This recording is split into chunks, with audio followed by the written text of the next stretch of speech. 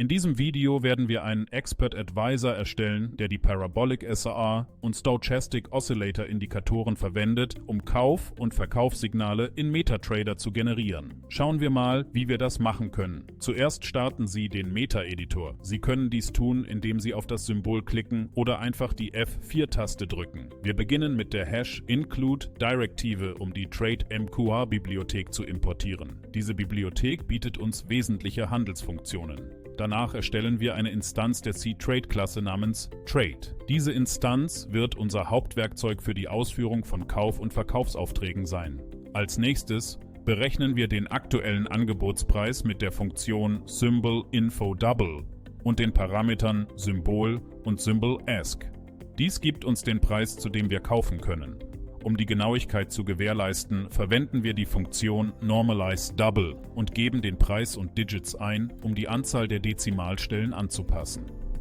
Ebenso bestimmen wir den Gebotspreis mit der Funktion Symbol-Info-Double und den Parametern Symbol und Symbol-Bid. Dies ist der Preis, zu dem wir verkaufen können. Dieser Preis wird auch mit der Funktion Normalize-Double normalisiert. Dann richten wir ein Array namens PriceInfo vom Typ MQL-Rates ein. Dieses Array speichert unsere Preisdaten für bestimmte Zeiträume im Diagramm. Innerhalb der OnTick-Function sortieren wir unser PriceInfo-Array mit der Funktion ArraySetAsSeries, um die neuesten Daten zu priorisieren. Dann füllen wir dieses Array mit Preisdaten für das aktuelle Symbol und den aktuellen Zeitrahmen mit der Funktion namens CopyRates. Hier kopieren wir Daten für 3 Kerzen, was uns einen Überblick über die jüngsten Preisbewegungen gibt. Der Schlusskurs der neuesten Kerze wird dann mit der Referenz PriceInfo 0 und Close bestimmt. Dann rufen wir die Funktion CheckEntry auf.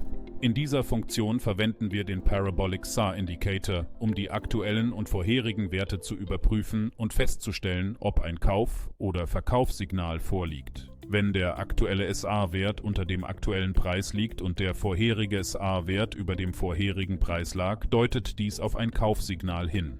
Umgekehrt, wenn der aktuelle SAR-Wert über dem aktuellen Preis liegt und der vorherige SAR-Wert unter dem vorherigen Preis lag, deutet dies auf ein Verkaufssignal hin. Zusätzlich wird die Funktion CheckEntry-Stochastic verwendet, um unsere Signale zu verfeinern. Diese Funktion überprüft die Werte des Stochastic Oscillator. Wenn die K-Linie die D-Linie von unten in einem überverkauften Bereich kreuzt, deutet dies auf ein Kaufsignal hin. Wenn die K-Linie die D-Linie von oben in einem überkauften Bereich kreuzt, deutet dies auf ein Verkaufssignal hin. Mit diesen Signalen entscheidet der Code, ob ein Kauf- oder Verkaufshandel ausgeführt wird. Wenn sowohl das Handelssignal als auch das Filtersignal einen Kauf zurückgeben und keine offenen Positionen vorhanden sind, wird die Funktion TradeBuy verwendet, um zu kaufen, was 10 Mikrolot entspricht. Wenn beide Signale einen Verkauf zurückgeben, wird die Funktion TradeSell verwendet, um 10 Mikrolot zu verkaufen. Nachdem Sie den gesamten Code eingegeben haben, drücken Sie F7, um ihn zu kompilieren. Wenn das zu schnell für Sie war oder Sie nicht verstehen, was der gesamte Code macht, sollten Sie vielleicht den Premium-Kurs auf unserer Website besuchen oder eines der Grundvideos zuerst ansehen. Nach einer erfolgreichen Kompilierung kehren Sie zu MetaTrader zurück, indem Sie die F4-Taste drücken oder auf das Symbol klicken. Einmal in MetaTrader drücken Sie Ctrl und R, um den Strategietester zu starten.